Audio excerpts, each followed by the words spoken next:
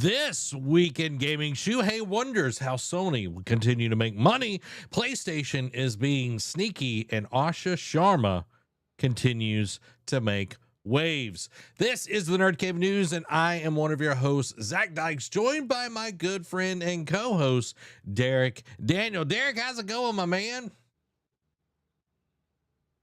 It's going pretty good, man. Was on vacation last week. Now back on the grind, and I needed some rest because I'm back. I'm back refreshed, better than ever. Just get back into the swing of things. Back in the saddle again. Did not want to wake up to my 2 a.m. alarm on a Sunday. I feel that. Like I was saying before the show and everything, I took a few days off just to catch up. We figured it out before the show. I worked 19 days straight, so it is definitely nice to get some time off and everything. But welcome everybody to the show. Hope you're doing well tonight. Let us know how you are down in the comments below. Amy says, "Oh Lord, they back again." Yeah, excited to be here. Everybody, let us know how you are down in the comments below. We got an awesome show planned for you. If you haven't already, make sure that you're tuning in on Tuesdays. We're in the monolith right now of Expedition 33. And yeah, it's been fun. So that brings us to what you playing. Derek, what you been playing? Nothing, because we had my mom's birthday on Saturday, so we celebrated. And then I needed to catch up on some other things around the apartment and whatever yesterday. So I have not had a chance to play anything. I have been watching, of course, as always, and will forever be anime. That's all my life is going to be consumed by. And I have to say, I'm not going to spoil it because I know since I know I have a way to keep up with what you watch on Crunchyroll, Zach, I will not spoil anything about the latest episode of Witch Hat Atelier. But just saying, we watched it. Oh, okay. Yeah. The animation, in case I know we've talked about it, it's very Ghibli-esque. But if anyone ever wonders, oh man, I don't know, this, I don't know if it looks that great. If you watch this episode and still think the animation is bad, you need to get your eyes checked or you need to get off the pipe. Just saying. Just saying. But this is the best animation I think I've seen in a show for a while. And since probably Apothecary Diaries or Freerin or whatever. So, but they went in their bag and it just went crazy, especially the end sequence, the fight sequence. Yeah. We can see why Keyfree is who he is, the way he is, and then of course had to end with some mystery twists and turns. It's okay, what does I feel like, even though it's a lot earlier than when we got it in this other show, I feel like the interaction between this mystery person and Coco is very reminiscent of Gachiakuta with the Raiders and oh my god, the cleaners. Rudo. So you know what I mean? His purpose, if you will. So her purpose. So, and Amy, I knew you were gonna come for me. I never said I didn't like the show. But with anything in life, you have to get. I hear her laughing in the background. With anything, you have to give it a couple episodes before you make her just cackling back there. Eat your words. You hating it now, you get it. All right, Amy, all right. I didn't hate. You didn't love. You didn't love. That was the problem. To her expectations. And last I checked, I am not married to her, so I don't have to live up to her expectations. So,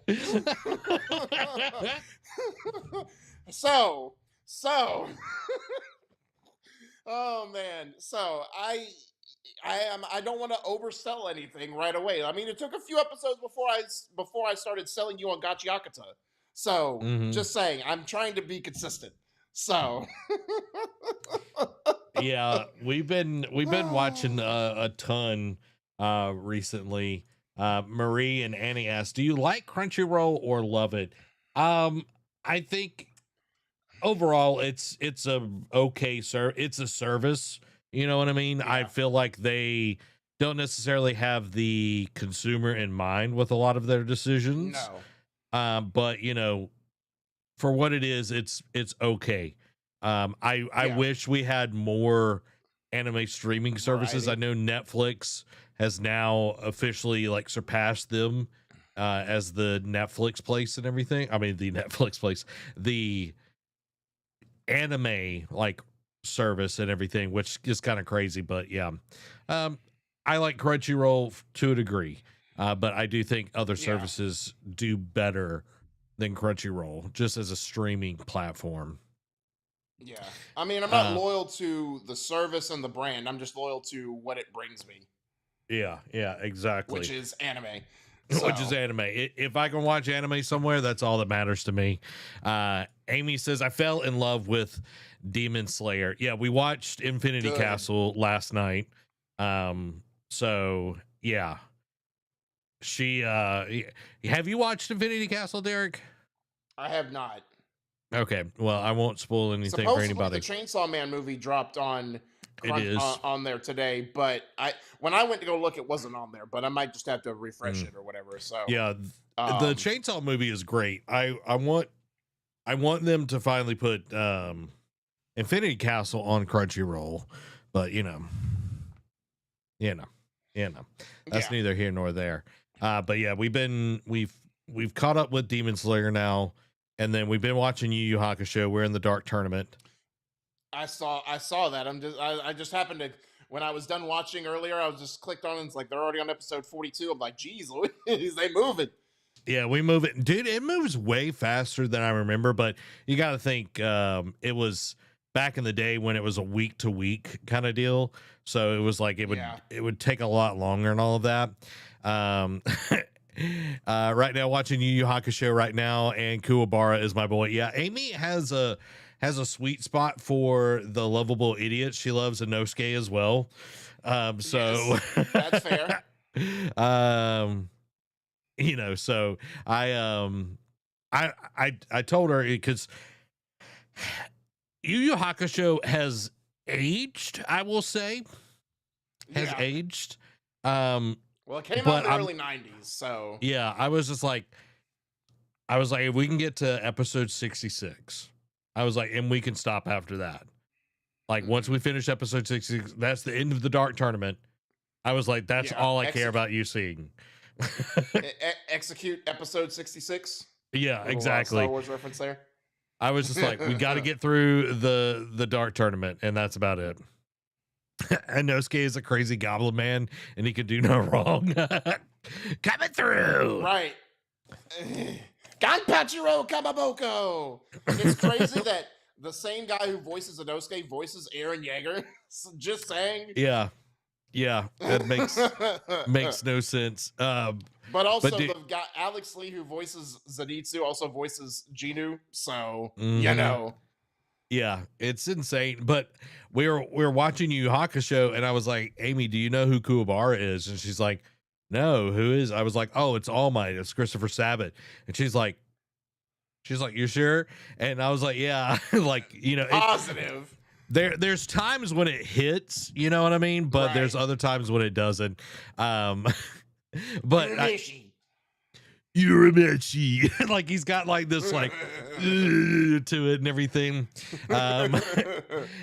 Amy, yeah, some of the show did not age well. Looking at Yusuke, yeah, Yusuke. There's some things there, but there was this comment that Kuwabara had to Hiei. He was like, bite my ankle, short stack.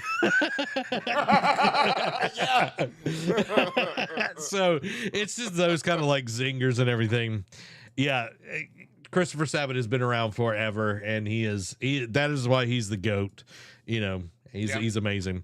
So what I've been playing, we want to know what you've been playing as well. I've been playing a little bit of three things actually. I forgot about that.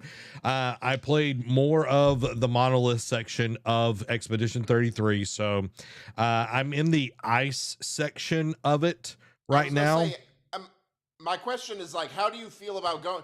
I'm sure you caught on to it, but it's like when you go through the monolith, you're literally hitting every section you've been throughout in the whole entire game. It's crazy to see that it's like, it's all just in one area as well. I'm like, how does this work? Yeah.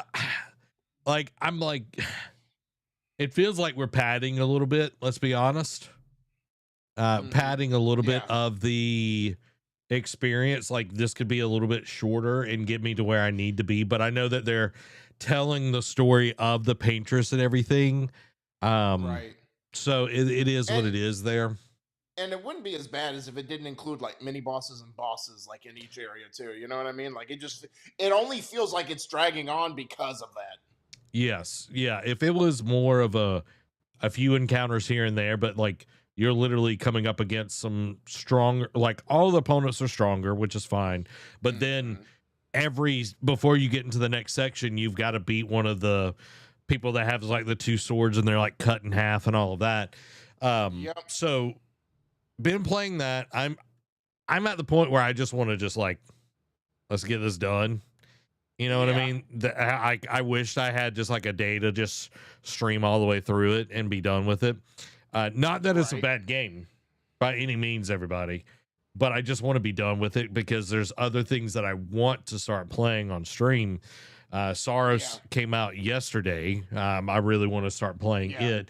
Not that I play it on stream, but we're also about to get Lego Batman is coming out this coming up month. I forgot about that. Yeah, Crimson Desert has been updated a lot. I really want to jump into that. So there's a lot of things that I want to try out. But other than that, I jumped in yesterday. Go ahead.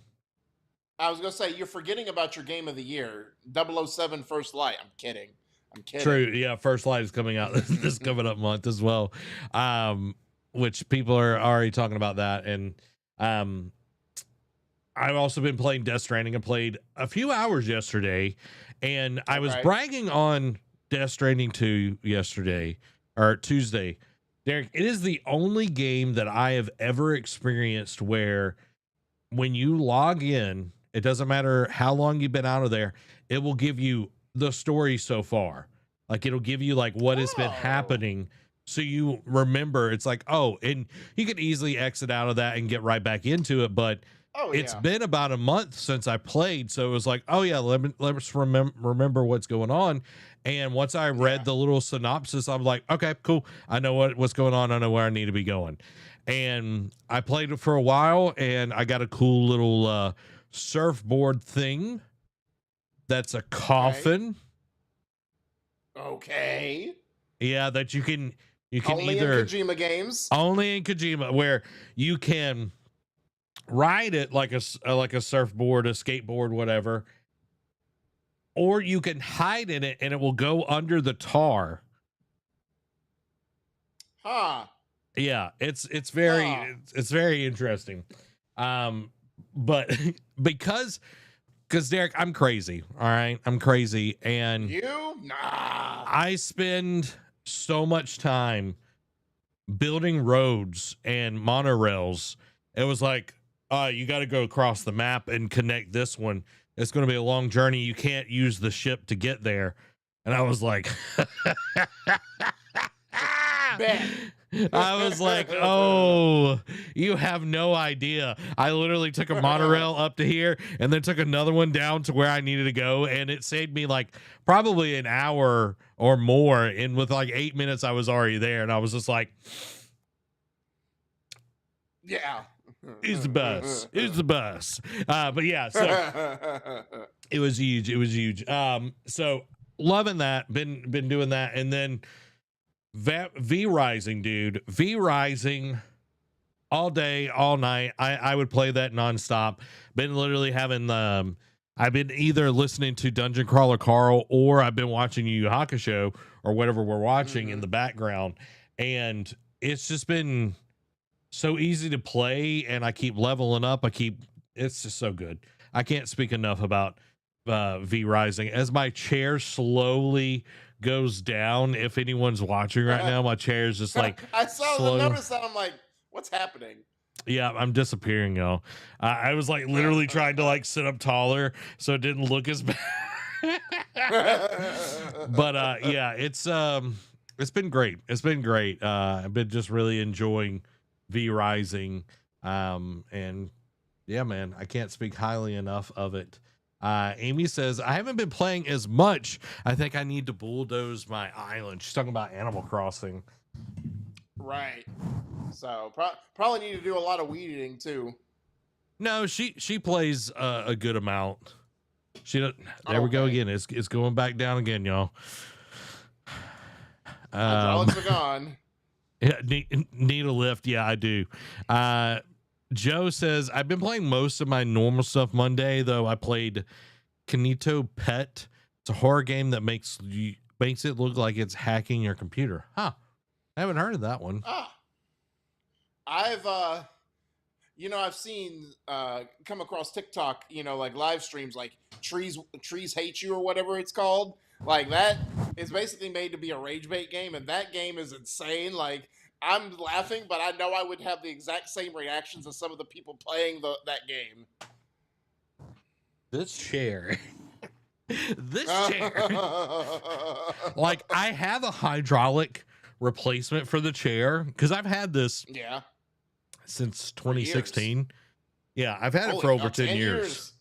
I have a hydraulic replacement, but I can't get the hydraulic thing off my chair. Like it won't come out.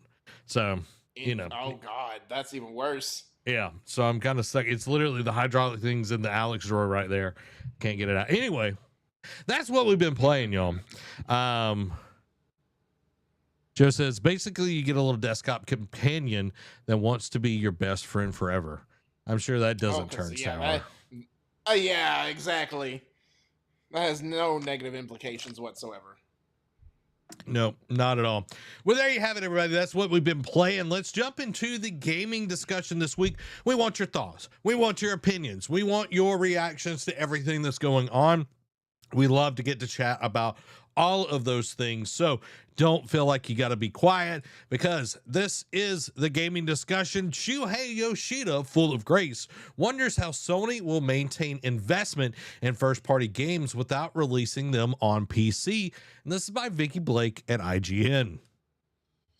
So former PlayStation exec Shuhei Yoshida has suggested that Sony will struggle to recoup the huge budgets invested into its first-party games without porting them to PC. Quote, in PS4 days, we are making AAA games with a big budget, Yoshida said. I somehow felt the bigger the budget, the safer in some strange way. Creating bigger, better-looking games that people are asking for. In the past, it kind of worked, business-wise. But in the last 5 years or so, publishers and developers must have realized that model may not be sustainable. Releasing games on PC after a couple of years might have helped recoup the investment of these big budget games and help the team and company to reinvest that money into their new games. So from a business standpoint, I think it made sense for me. If they were releasing new AAA games day one on other platforms, I don't think that's a good strategy for a platform holder like PlayStation. I'm not seeing any proof of them changing their strategy this generation, but if they are changing it, it's going to be interesting how they are able to maintain the investment on the big budget games on the first party side going forward. In recent years, Sony has expanded PlayStation to PC, but refrained from going on as far as Microsoft, which releases all its games on PC at the same time as console, instead taking a staggered approach and releasing its single-player PlayStation games on PC after a period of console exclusivity. Single-player games will now allegedly remain console exclusive, marking a significant strategy shift and a return to console exclusivity at a time when console rival Microsoft is all in on multi-platform.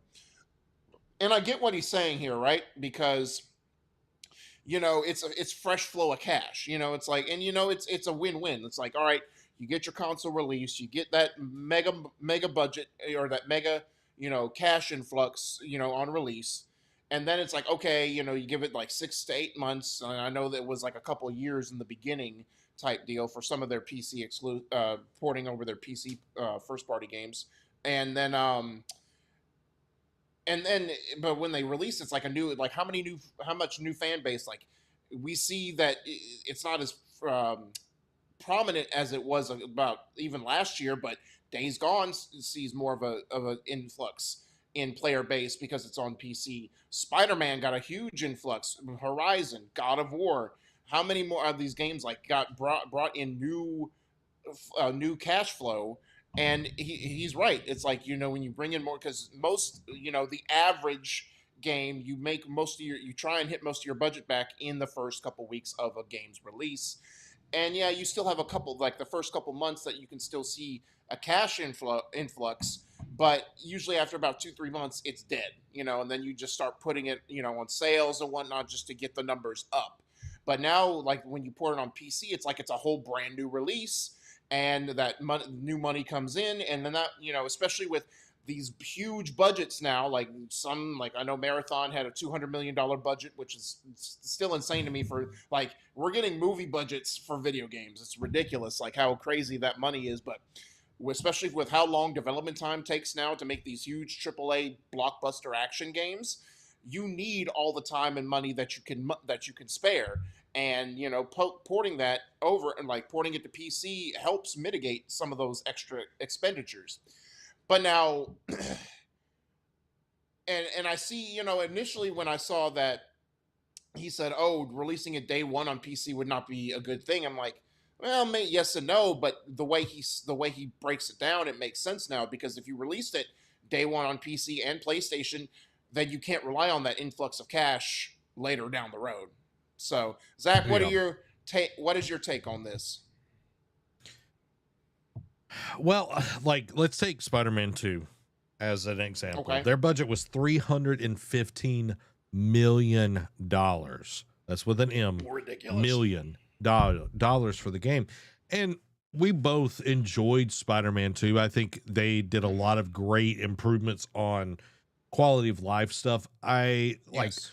Thinking about the story, like looking back at it and everything now, being several years out from it, the story isn't as strong as I feel like Spider-Man 1's story was. Yeah, I mean, it had some moments in the third act that made you go, okay, all right, this is kind of crazy. And then, but overall, I kind of agree, except for, that one section with Venom and whatnot. You know what I mean? Like, yes, it definitely had those moments, and then the one in, I think it was in Act 3 with Mary Jane, and that whole thing, and like it still had its, but even I definitely agree with you, like it didn't hit, because then when it went to like, well, games old and been out for enough, like minor story spoiler here, just in case you want to avoid it. When it turned into symbiote world, yes, I was like, okay, that's when it kind of felt a little cheesy. yeah, it was overstaying its welcome, and it was like, how can we make this next part bigger and all of that? And then it felt like, because so it just felt like there was a lot of padding in there.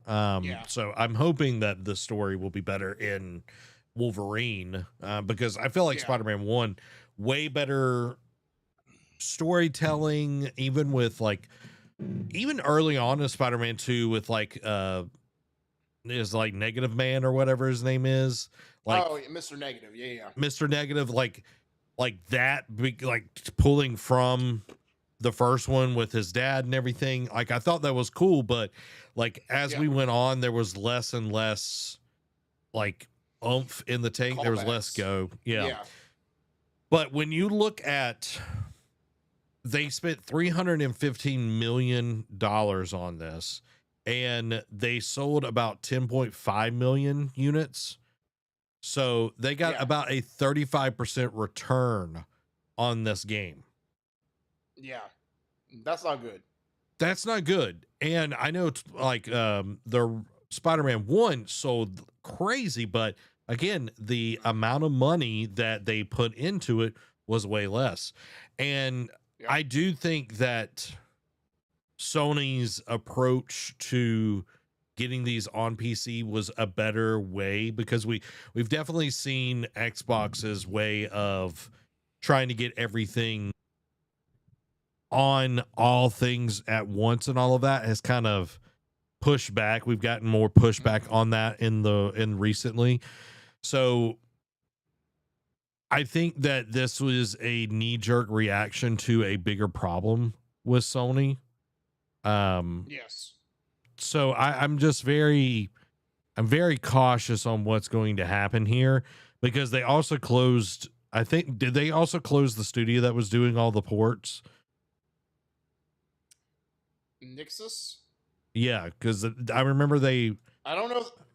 I don't think there's not been an official thing. I know there was speculation like what's going to happen to Nixus Yeah, now because of that, but I don't think they've officially closed the studio. I'm looking it up. I don't think so either, but I think if they really, I know they also are worried about Xbox becoming a PC and all of that. Yeah. And like PlayStation games going on in Xbox and all of that. It's like if you're really afraid of that, like you got to think people are going to hack things. Like you can have all these different things on each console. Like you could play. I'm sure somebody's playing PlayStation games on Xbox at this point. You know what I mean? So it's like. Oh yeah. Okay, Nixus has not been closed. It's still open. So it's like I don't know. It's a weird place. They have to make money. I also think development has to be smaller overall. I think the experiences need to be smaller and more fine tuned. As Yeah. much as I loved swinging through New York and everything, I think it could be a much smaller, more refined experience story wise and take what is already there and make a lot more money. Yeah. We shouldn't be spending. Like a Miles Morales. Yeah, like I love Miles Morales. That story was amazing. But 315 million and then you've got Concord that lasts 2 weeks and you paid over 200 million for that. Like it's just trash. Like it's not smart money. So I'm in the same boat as Shuhei. I'm wondering why and I think a lot of it is out of fear and not out of actual smart ways to think about this. Business sense. Yeah. Yeah. Yeah. So well, you know, only time will tell if they will suffer or they'll be seen as geniuses again. We'll see. yeah. Which brings us to our next segment, and that is PlayStation 5 appears to have quietly introduced DRM checks, prompting player confusion. And this is by Tom Phillips at IGN. So, reports are rife that Sony has quietly added online DRM checks for newly launched PlayStation 4 and 5 games, though the company is yet to clarify what this might mean for players. Fans spotted mention of a new online check in over the weekend, as highlighted by noted game preservation source Does It Play. In a post on Twitter, Does It Play stated that, quote, newly purchased PS4 games now show a 30-day valid license timer, something that was, quote, most likely introduced in the March 2026 firmware update. The post continued, PS5 is affected too, but only shows an error when starting a game. The suggestion here is that Sony has implemented a background check on newly bought digital games purchased from March 2026 and onwards to detect whether players are trying to boot a legitimate copy of a game, with a 30-day grace period should your console be offline. Numerous users have posted evidence of chat conversations where they contacted PlayStation's official customer support about the issue, though the agents they spoke with do not seem fully briefed on the situation, adding further to the confusion. Quote, can't believe Sony hasn't said anything yet, considering how much attention it's getting. One fan wrote on social media, replying to one of the posts by Does It Play, detailing the current issue. Quote, hopefully they say something soon so we can at least know what's going on. Not going to happen, Does It Play replied. When we discovered the CBOMB a couple of years ago, they even denied its existence publicly, only to fix it quietly a few weeks later. Don't expect them to say anything. They have known about issues with their new DRM implementation for weeks already. They basically have to patch it, or the backlash of reintroducing the old issue will be monumental. So, obviously, the issue is, them sliding this in and not, being forthcoming with it, and it kind of being a sleazy business practice. However, I look at it a different way. It's just like, and maybe we come from a place of privilege, you and I, because we live in places where we have internet access and we can always play or have an internet connection. So it's like when I read this, I'm like, okay, like the ignorance in me was just like, okay, um, it, just make sure you're connected and whatnot. Like I know if you have an internet outage right as you're about to play, cool, you can't ping it, and it just needs to ping once to verify, and then if you choose to go offline, you can. But I understand not everyone has great internet access. That they only or at least have a good, great bit rate. So they might just want to connect it, like download any updates, and then play offline. Or they don't, or they have to go over to a friend or a family member's house to do their thing, and they don't always have that access. I get it. So, but again, it's like it is sleazy, but I also look at it from a place of just be connected, man. Like I'm not defending PlayStation in this, but at the same time, I'm just like, what's really the issue here? Mm. And once you connect it within the 30 day, if the timer goes off and you connect it back in the 30 days, you can just play it again. Like unless you can't. Like I can't say I've dove deep into this issue. So if that is the case, then yeah, then that's very sleazy of PlayStation. Zach, I know you about to come from my neck, so go ahead. I am. Growing up in a place where you don't have internet and everything, this is a huge deal. Like when you buy something, and I know everything is now you buy a license to be able to use it. You're not buying an actual game and all of that, which I think is hogwash. Correct. You can hear my Southern coming out here. It's hogwash. Yeah. This is, I feel like, a response to a small minority of users that are abusing the system, because what would happen, for everybody that doesn't know, is people would buy a game and then they would, because they had jailbroken PlayStation 4s, maybe some PlayStation 5s as well, they'd buy a game and then they would refund it, get a refund, and then because it was jailbroken, they were able to keep the code and they were able to get that money and still play the game without any issues. That was the problem that a lot of this is free games. Now, a lot of places, like countries where literally, like in Brazil, a PlayStation 5 costs over $1,000 USD. Okay. Wolf. Games itself in like in Africa and all of that, like, are really crazy expensive. Even digital games, because of exchange rates and all of this kind of stuff. So they are going to do this regardless. They're going to bypass this DRM eventually and keep doing what they're doing. And I was listening to Luke Steven, very interesting guy. He streams every day or almost every day, talks about video game news, and he pulled up a Gabe Newell quote, and I thought it was very interesting. Let me pull it up myself. Because it was just like, man, this is spot on, because I feel like if PlayStation was really doing it right and really had things where it was, available for everybody, this would not be an issue. The quote is, "The easiest way to stop piracy is not by putting anti-piracy technology to work. It's by giving those people a service that's better than what they're receiving from the pirates."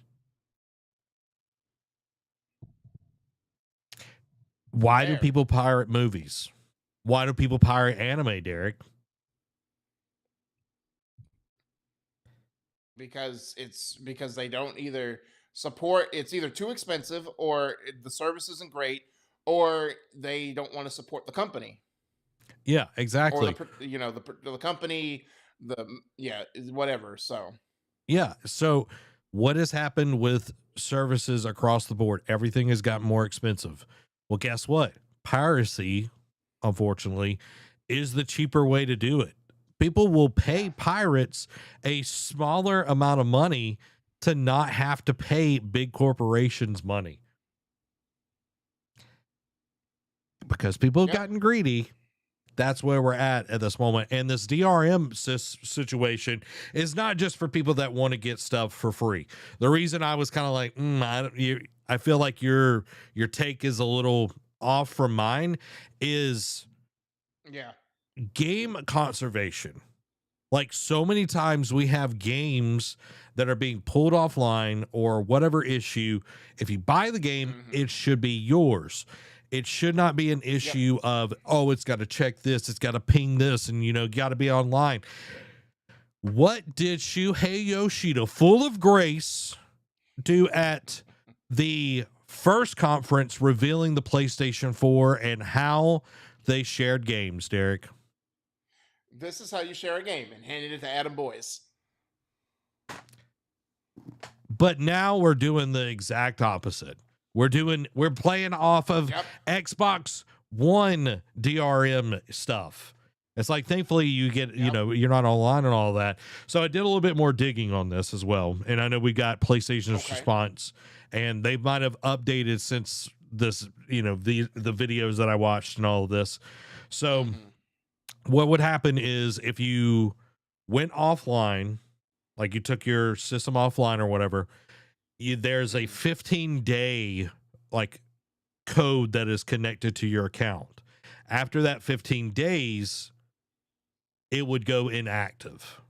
Okay, I know they're saying 30, but it was 15 days. You would get a 2-week code because that is the return policy window for PlayStation is 14 days. So once you got past that, it would give you a code that would stay forever. So there was also it's like a little watch battery or whatever that's in the PlayStation. If you take that out, it also tells the PlayStation doesn't know when, like what time it is and all of that. It keeps the time even when things are unplugged. So there's a lot of different ways around this. But I don't think that this is the best way. And when they're silent, and this happened like last week, this has been several, like this, it wasn't just like a day or two ago. It's just been growing momentum and everything. This is not good. This is not what PlayStation needs to be doing. This needs to be a different way to handle the piracy issues. And if that's the problem, then you need to figure out, why are people going to pirate stuff? Is it the cost? Is it the service? Like, is PlayStation like network suck? What is it? You know what I mean? Why are people doing this? Why are people, why do people get ROMs of old Nintendo games? Because Nintendo charges out the wazoo for their games that are 50 years old. It's not 50 years old, but you'll know what I mean. I've been on a rant for too long, Derek. I know we've got to correct. Yeah. So we do have a response from PlayStation, and this is by Cade Onder at IGN. So fans have been left to speculate over what exactly this means for PlayStation, but we're left with concrete confirmation. Without concrete confirmation. Thankfully, Sony has broken its silence on the matter. In a statement to GameSpot, PlayStation confirmed that there is a one-time check-in to confirm the license, but beyond that, players won't experience any interruptions. Quote, players can continue to access the play their purchased games as usual, reads Sony's statement. A one-time online check is required to confirm the game's license, after which no further check-ins are required. Ultimately, it doesn't seem like this will cause too many headaches. Most players are already connected online, and when they downloaded a digital game, they need to be connected to the internet anyway. It is believed that this check is partially done to prevent anyone from getting a refund for a game and then taking their system offline to continue using it without a valid license. And it goes back to what you were just talking about, Zach, about, this is what the main thing is to combat this. So if that's the case, kudos. You know what I mean? But if this is just to be corporate greedy, then, kick rocks. You know what I mean? Like, don't be that guy. The question shouldn't be is like, how do we stop the piracy? The question should be is, why is there piracy? Like, why are they going to pirate their stuff rather than just coming and spending their hard-earned money and just buying our games. You know what I mean? And when you're not asking the right questions, you're not going to make the best business decisions for the consumers. Exactly. And I think when you get down to it, is there's always going to be people that are skirting the law or the system, Oh yeah. whatever. Like, there's always going to be those people. Those are the minority, like a very, very small margin of people. Mm-hmm. Don't throw the baby out with the bathwater. That's all it takes. That's all it takes. Well, but we do that too much nowadays. Yeah, we do it way too much. Way too much. Let's talk about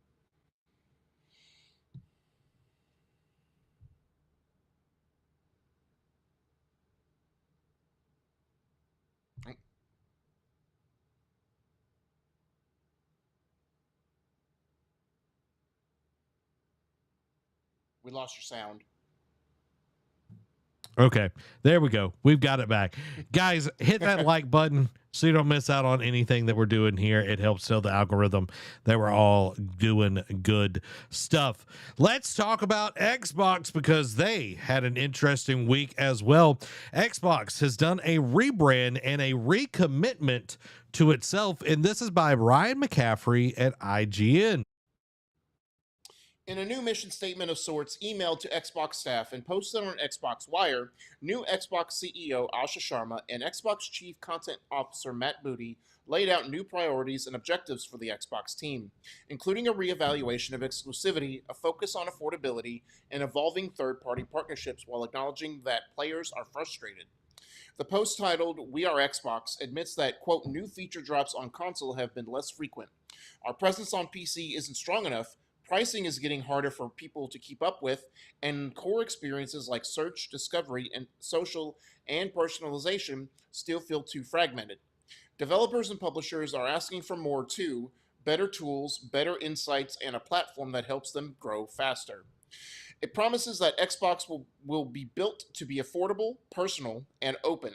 We will offer flexible pricing so it's easy to get started and keep playing, while citing four priorities: hardware, content, experience, and services.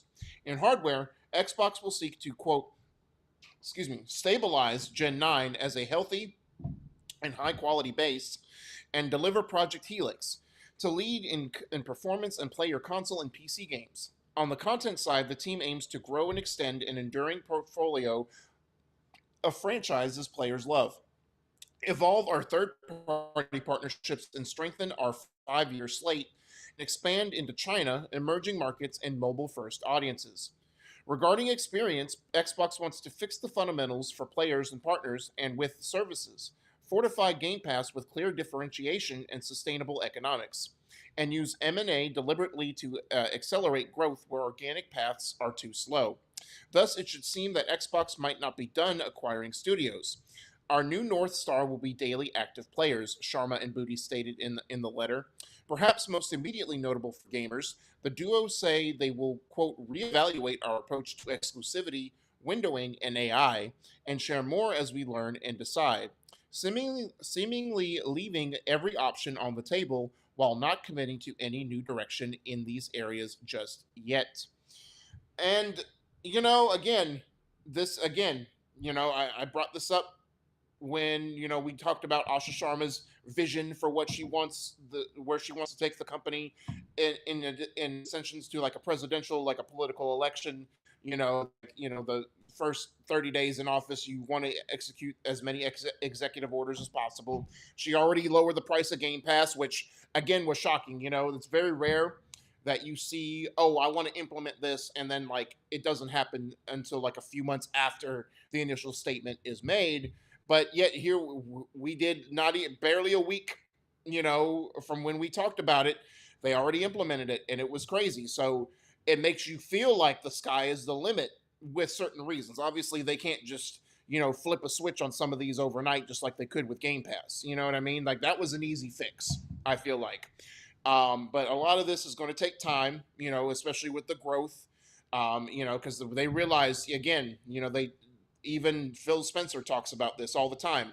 They lost the most important console generation race between the 360 and the PS3. They had the generation by the horns for majority of the lifetime, and then PlayStation came in at the 11th hour and took the rug out from their feet and won the console generation that year, and they haven't recouped since. For as far as Xbox is concerned, so they need to really focus on what, and they've tried with the whole Game Pass, like this is going to be the future, and that kind of hasn't, especially with the price increases and whatnot. That's turned a lot of fans off. So that wasn't the move. So now it's like, okay, what?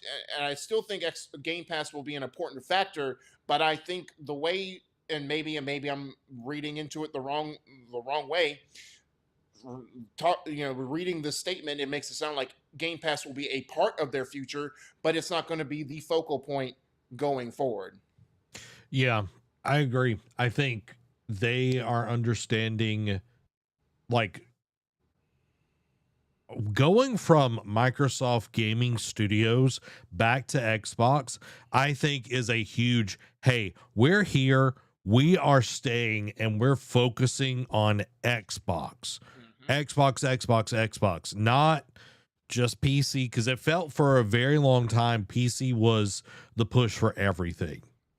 It felt like the PC was the end all be all, like they were just trying to get us to there.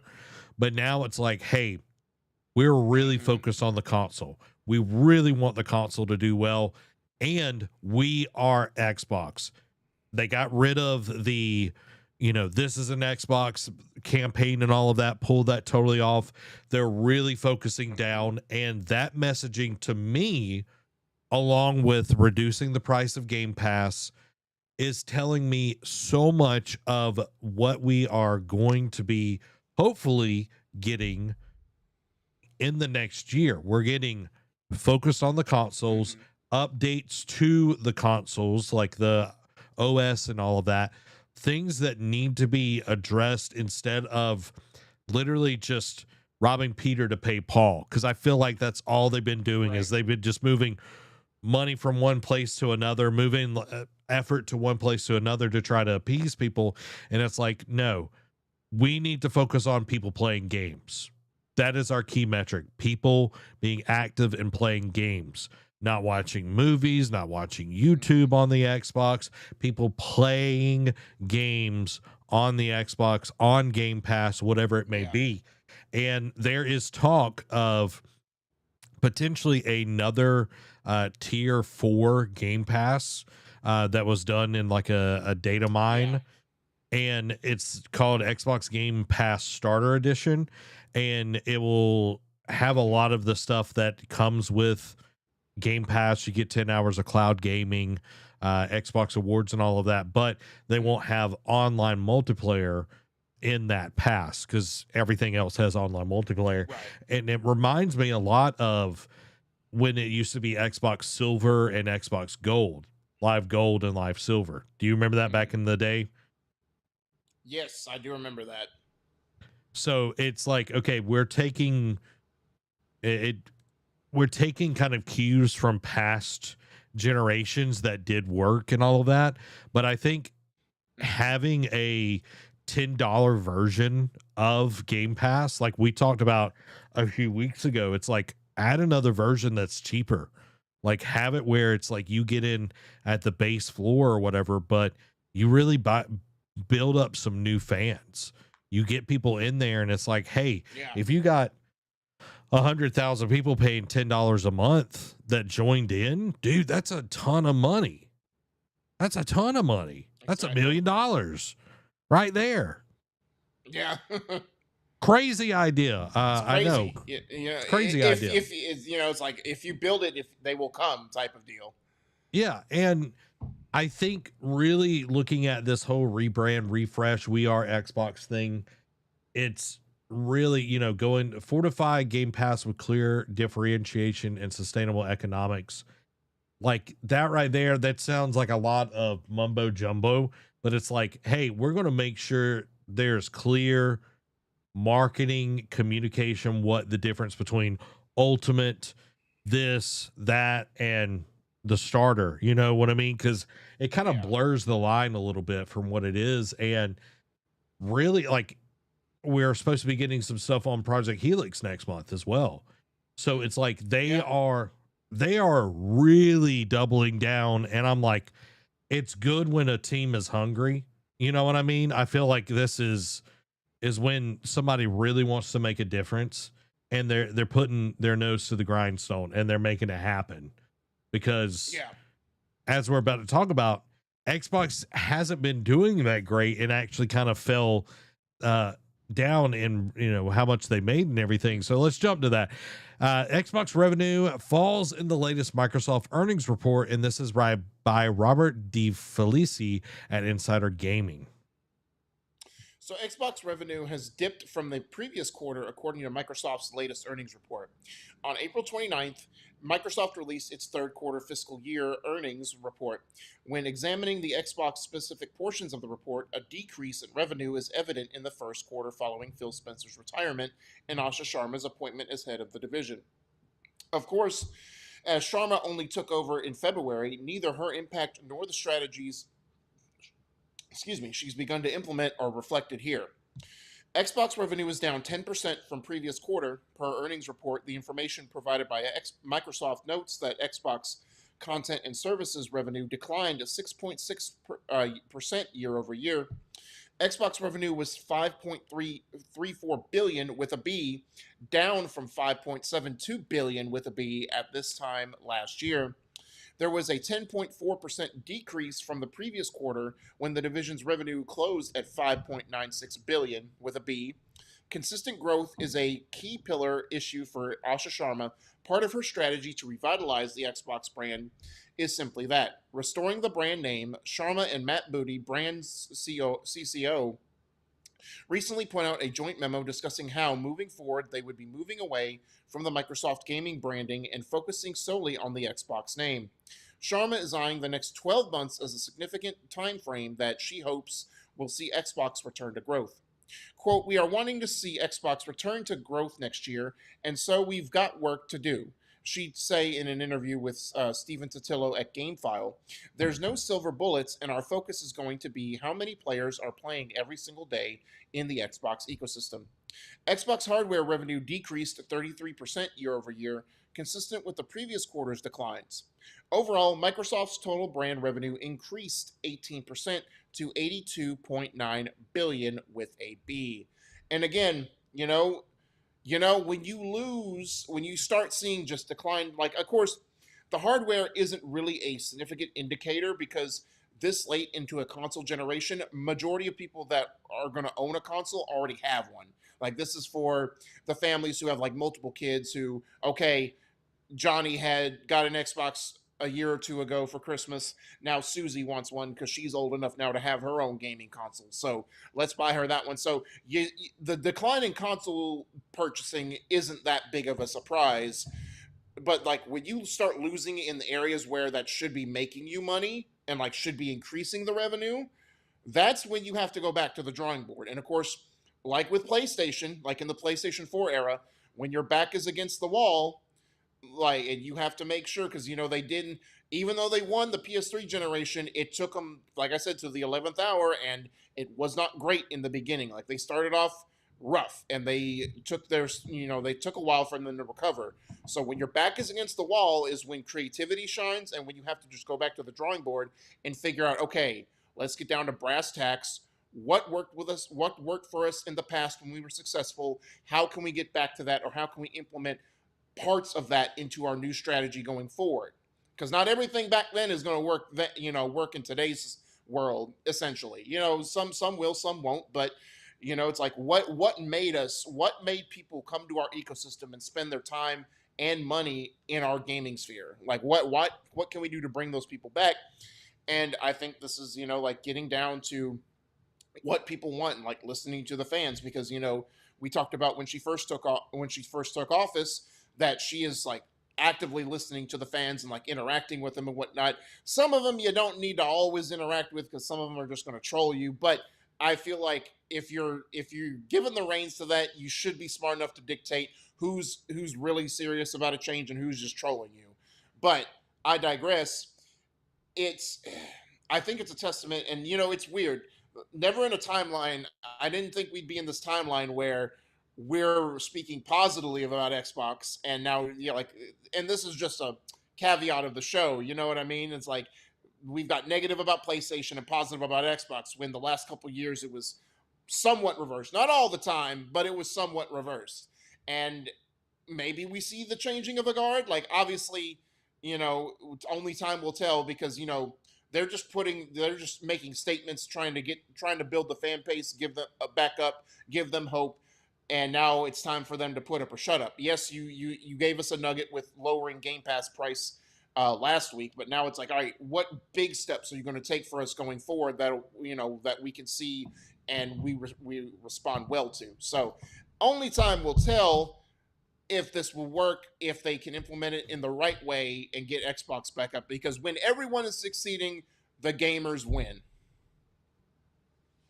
So just looking at last year, 2025, and there, the article is like the revenue was down from 5.72 billion with a B to 5.34 Yeah. billion.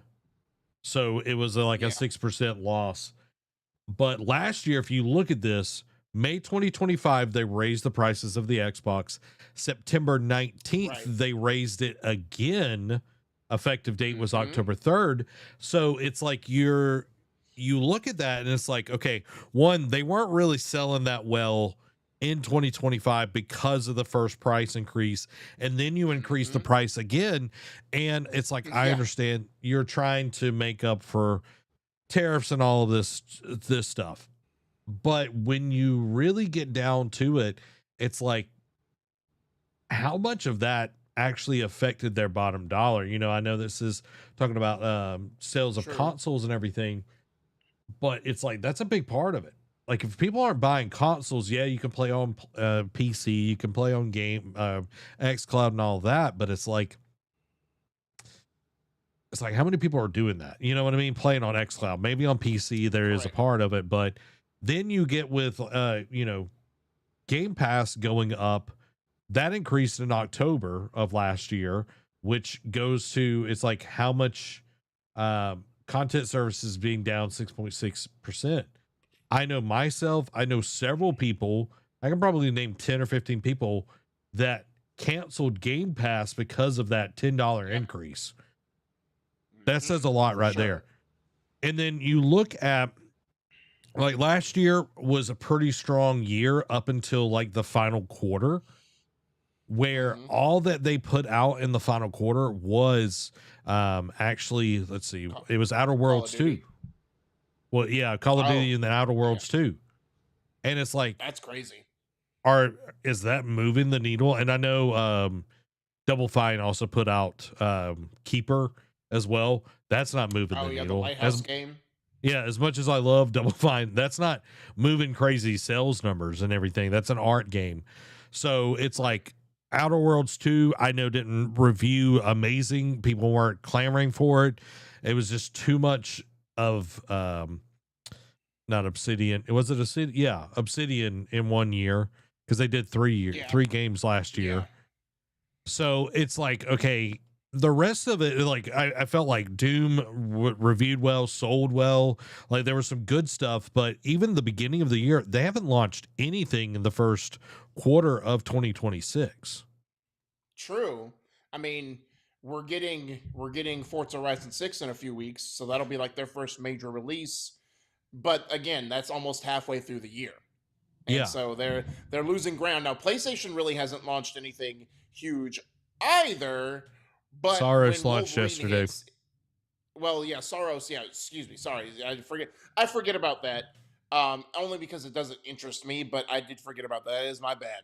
But when Wolverine drops, that's going to be huge for them. But I just know, like, Gears of War E-Day supposedly, and then Halo Combat Campaign Evolved, and then Fable Anniversary, or not the anniversary, but the Fable remake supposedly this fall, despite maybe rumors of an internal delay. But if all, like, their back end is going to look strong if everything hits. So it's going to be like an opposite of last year, where like the first half of the year looks strong, and then the back half kind of tailed off. Looks like the reverse. The front end doesn't hold a lot of promise, but then the back end, if everything does come out like it's supposed to, will hit. Yeah, and I would love to see the growth of Game Pass from last week's announcement that is going down to like the next True. few weeks. You know what I mean? Like, give me like a month. I Yeah. would love to see how many people would return to Game Pass now that it is cheaper. It is technically Yeah. $2 more than it used to be, but it is cheaper.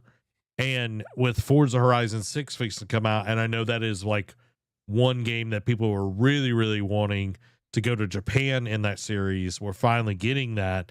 It's like, is that going to help move the needle and everything? So, yeah, like I said, it's going to be a much heavier back end of the year for Xbox, as long as they keep getting really good titles from third parties, strengthening that relationship with Game Pass, even getting some exclusives or time locked exclusives on their consoles, I think will be a big thing. I know Phil did a lot of work with Square Enix and other Japanese companies and everything.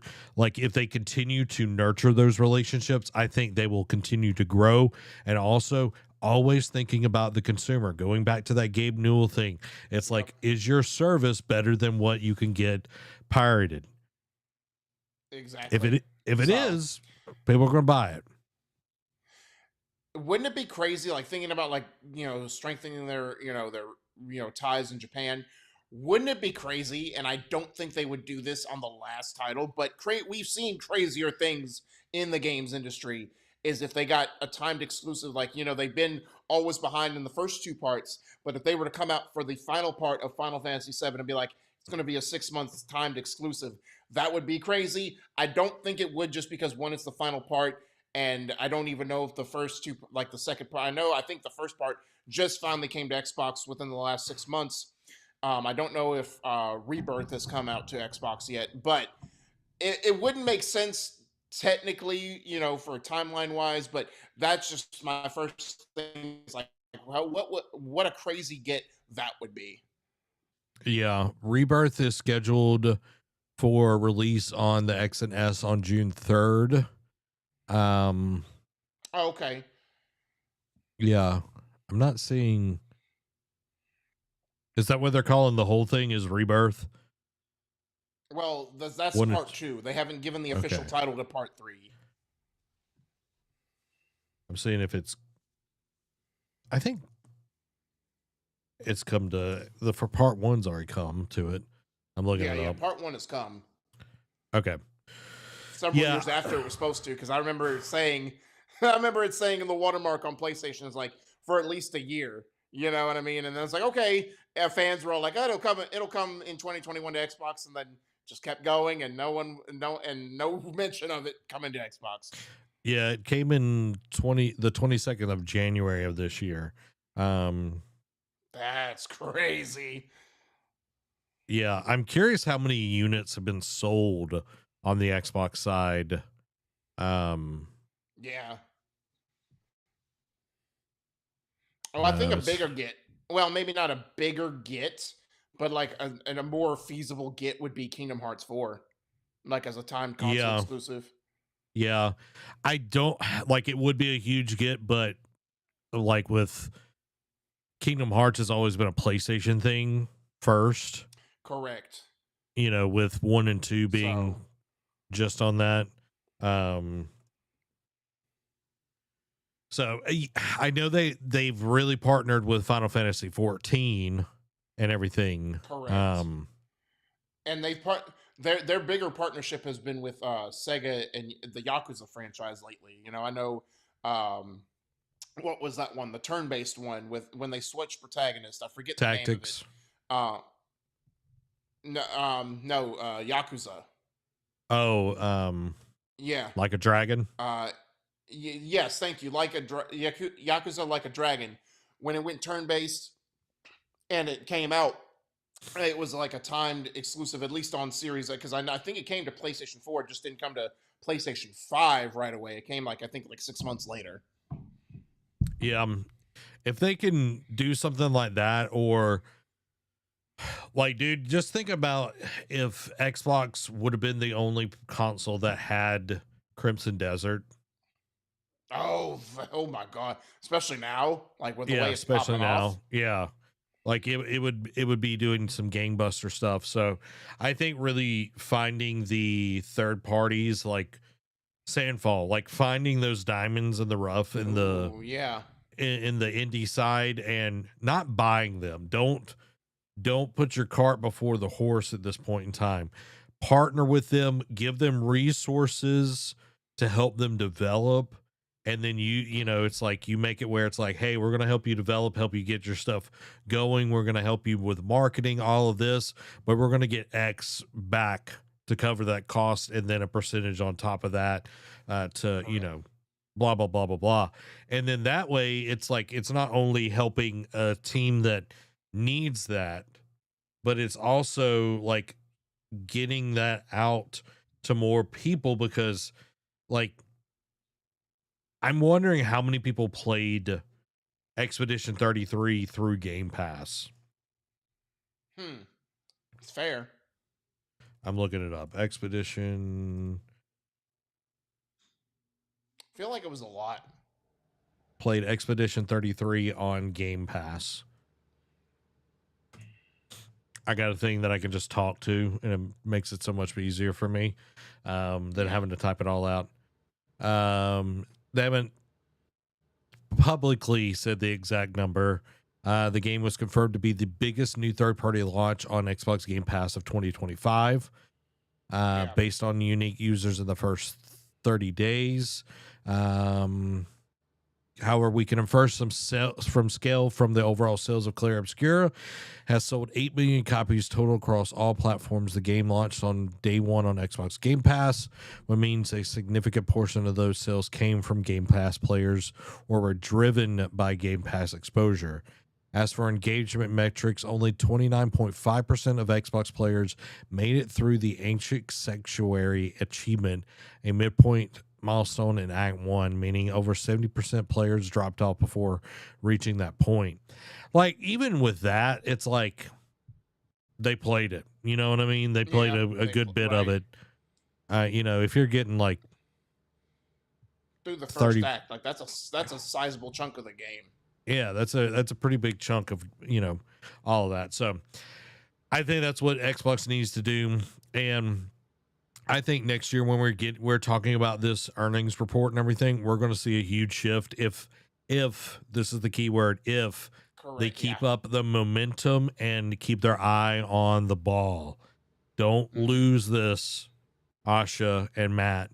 Like, y'all keep doing what you're doing, because this is the first time that I'm somewhat excited about Xbox, because, man, I used to love Xbox. I used to be hardcore for the 360. And then since then, the Xbox One just kind of threw water on that fire, and I haven't really been excited. Like, Doom the Dark Ages was the first time that I was excited about an Xbox game in a long time. Yeah. I'm about to say, since Gears 5, essentially. Yeah. And God, Gears 5 was like 2019 or something like that. Yep. Yeah. Yep. So it's been a very, very long time. So I definitely want more. I want more awesome things. So, but you know what? In the meantime, you can get some awesome small things that we're about to discuss. Yes, because it's time for the Patreon Quick Hits. The Patreon Quick Hits are brought to you by our wonderful patrons. Go and support the Nerd Cave by getting your very own Nerd Cave membership and help us continue to make awesome shows just like this one. Become part of the ship, part of the crew. Help support a 1.5 person business over at patreon.com/nerdcave. Now, time for the Patreon Quick Hits.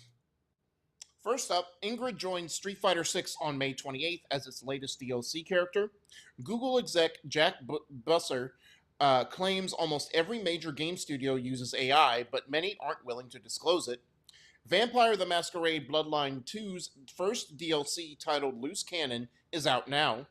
Nagoshi Studios deletes YouTube account after reports of Gang of Dragon had its funding pulled by NetEase.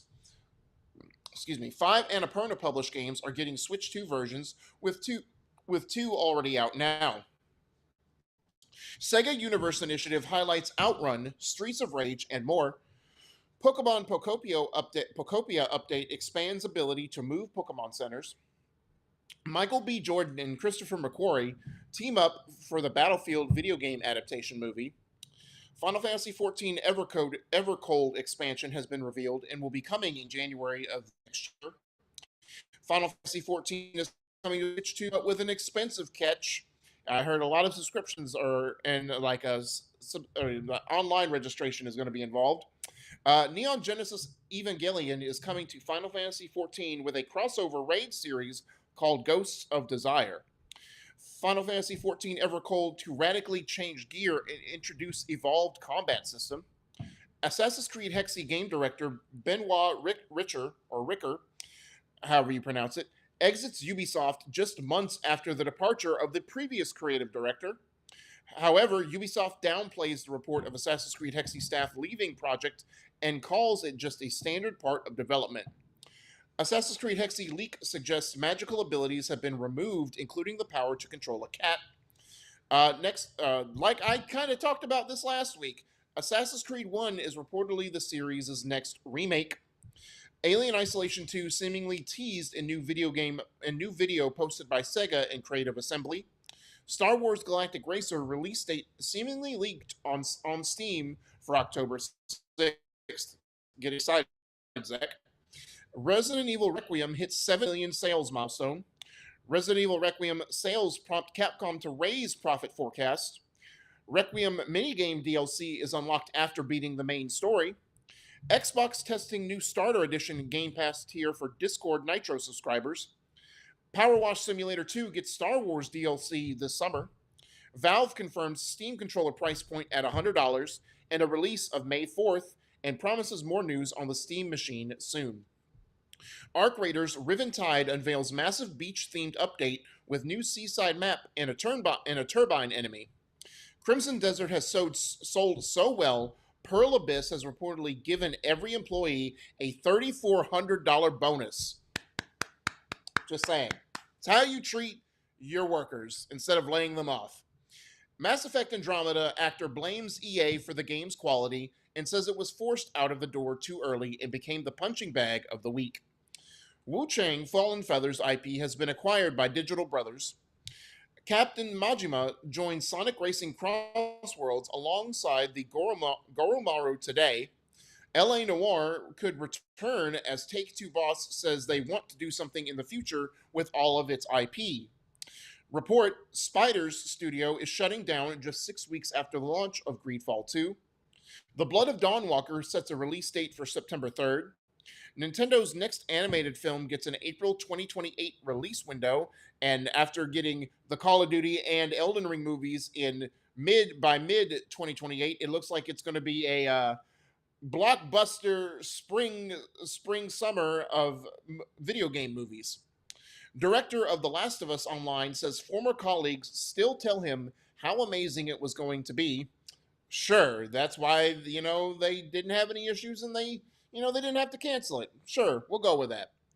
Take-Two CEO addresses GTA 6 price, saying, quote, "Our job is to charge way, way, way less of the value delivery."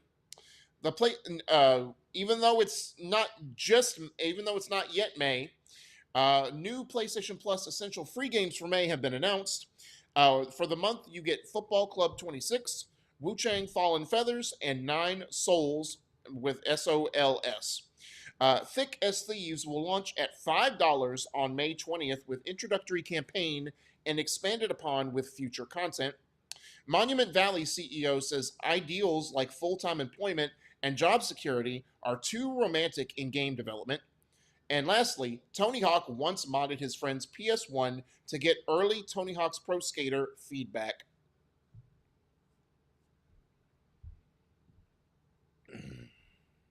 Well, there you go. Man, just imagine giving employees money when they do something awesome. It's such a weird concept. You know what I mean? Like, Crazy it's concept. almost like if you treat them right, they'll keep wanting to work for you. And I would go ahead and say well, I've never heard of Momentum Valley. I don't know anything about them. Let's look them up. Momentum Valley. Oh, it's Monument Valley. Monument. Okay. Mm-hmm. Monument Valley Games, I'm assuming. Yeah.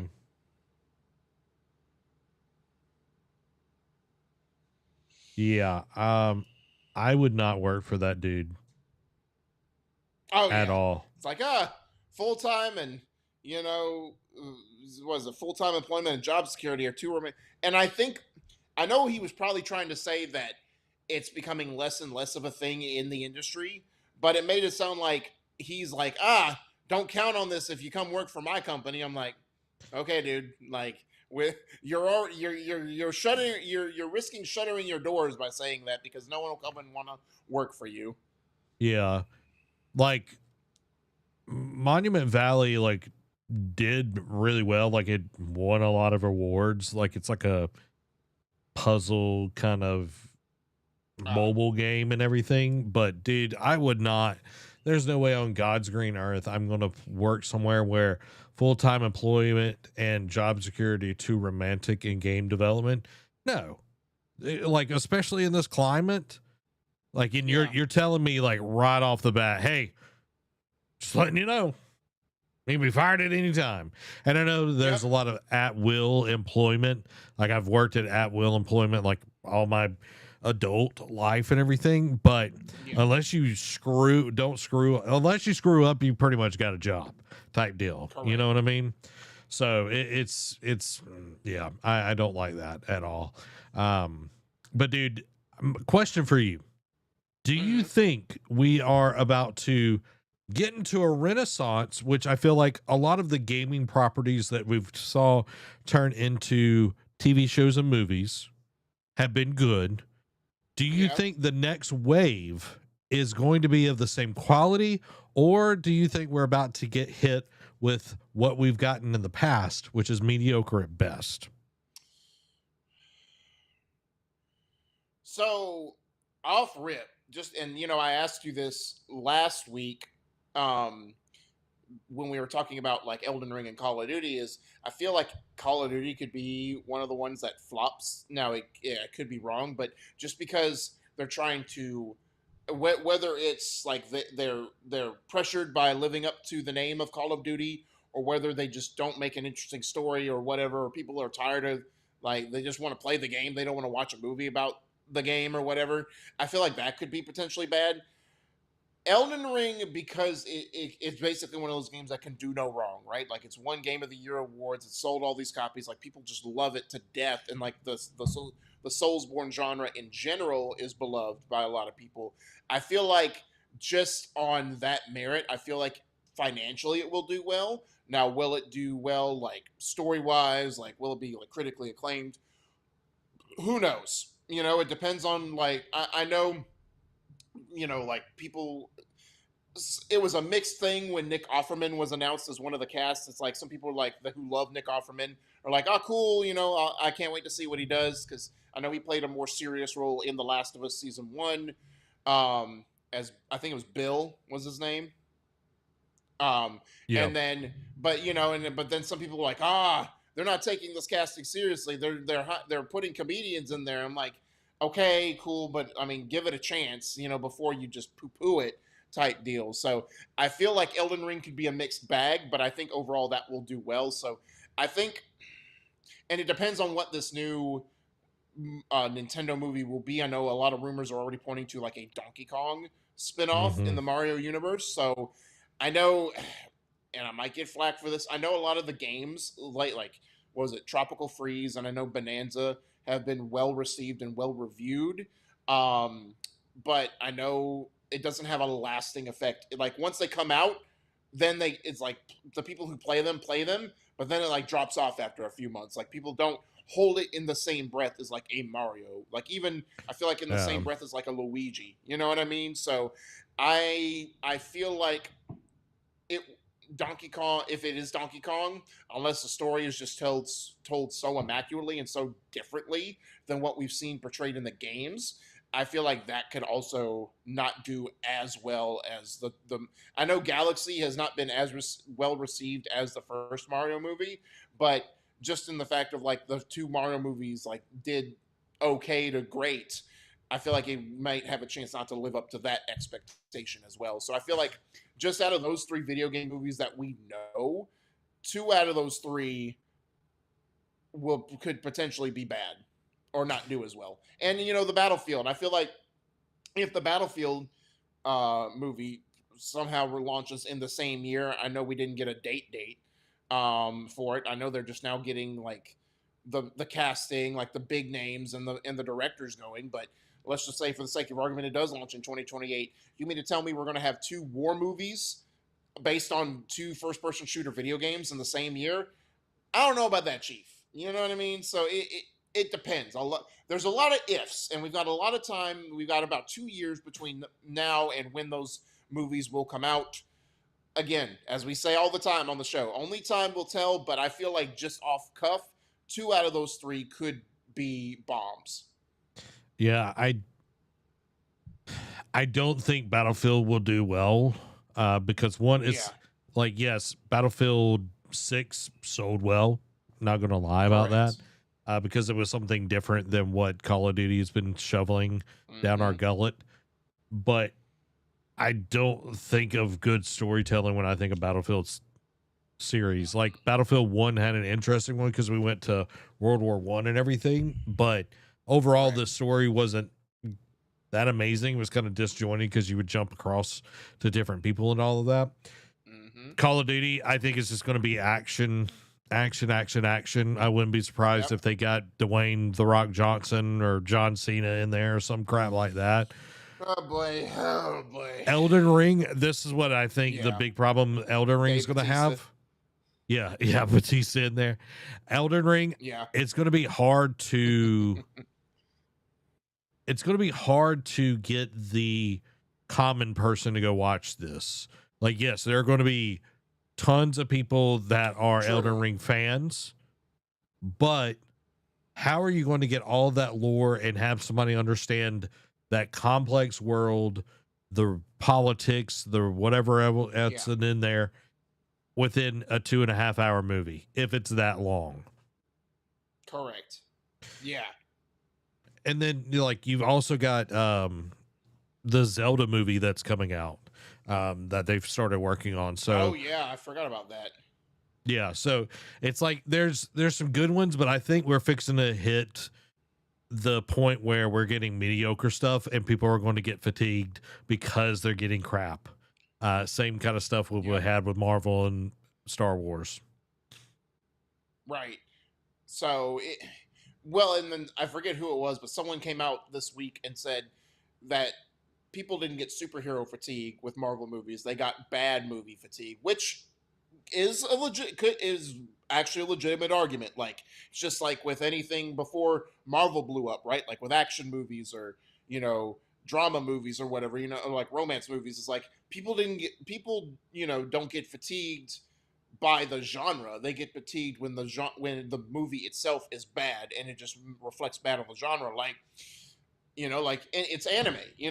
Anime goes through the same thing. It's like you could have two battle shonen go head to head, and people love either one or but love one or the other. But it's also subjective too. Like people like different things for different reasons.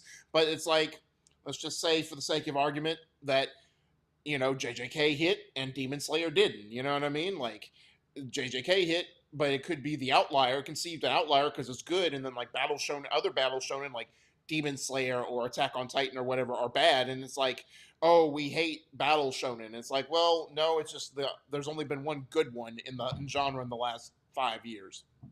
Yeah, and I feel like the manga side of it does really well on weeding out stuff that isn't worth time, because if it's like, correct, oh, your metrics aren't high, you better wrap it up because you're getting cut after this next issue or whatever. So I feel like just because of how long movies and games take Like it's a lot harder to do that.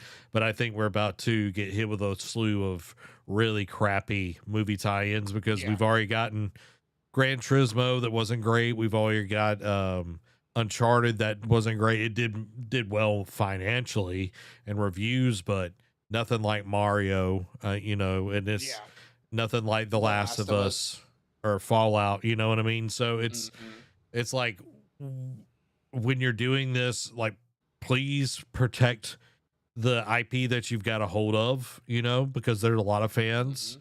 And then also it's like, think about, it's like, if you do really well, you can get a bunch of movies out of this, Correct. If you do this well, you can get a bunch of movies out of this. If you do it wrong, you get what happens with Henry Cavill in The Witcher, and he doesn't want to do it anymore because he's tired of fighting the writers. Yep. 1000%. And then you get replaced. Yep, you get replaced, and then guess what? They cancel the show because it sucks. It sucks. So shocker. Shocker.